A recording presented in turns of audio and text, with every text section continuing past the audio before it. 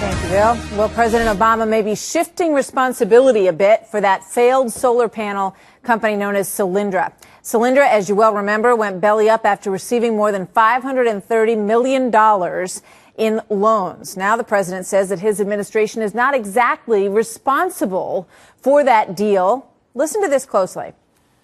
We are doing the all-the-above strategy right. Obviously, we wish Solyndra hadn't gone bankrupt. Part of the reason they did was because the Chinese were subsidizing their solar industry and flooding the market in ways that Solyndra couldn't compete. But understand, this was not our program per se.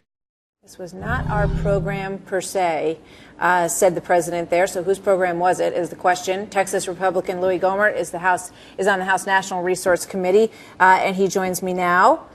What's the answer to that question? Whose program, whose deal was it? If I had not been in Washington just recent years, I might not understand that either. But what he means when he says it's not our program per se, it means if it were our program, not only would we have given away $535 million, we would still be giving it away. So we just threw away, $500 million one time, and we won't keep propping it up like we do when we bought into government motors and things like that.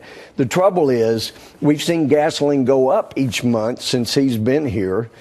So it's now more than double because everything this administration has done from the very first day has made it more difficult to produce more oil off federal lands. We had Salazar before our committee, the Department of Interior Secretary. And if you remember, January of 2009, he came in and said there were 77 leases that the Bush administration led around the Utah area.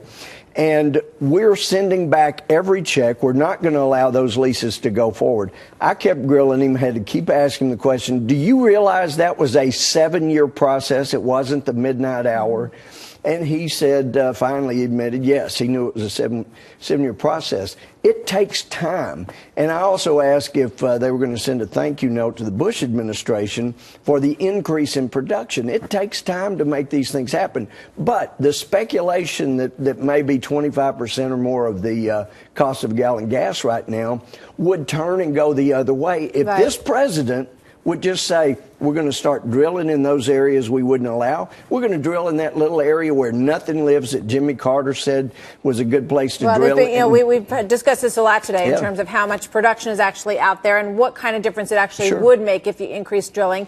And there's several lines of thinking on that. But I do want to go back to Solyndra for a moment because there is this obvious push for green energy within the administration. I think something like 15 companies that they have backed have had some kind of financial issue, one way or the other. But when you look at Solyndra and you look at the fact that it got $500 million in federal loans, it came from the Recovery Act program, correct? That's right. So how does the administration abandon responsibility to it to any extent?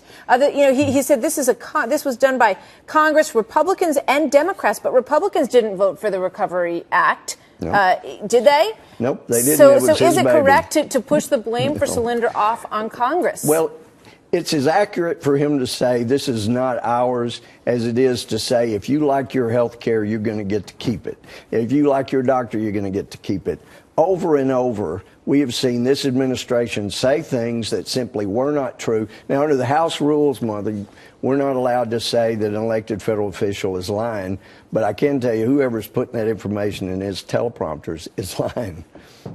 All right. Mr. Gohmert, thank you very much. Thank you. You're in a very hot area of all of this with the nation's resources. But we could bring down the price of gas immediately if they would show we're serious about it. An announcement yesterday, we're going to give $1.5 billion to the most volatile people in the Middle East, the Muslim Brotherhood that's declared Israel as their enemy, us as their enemy.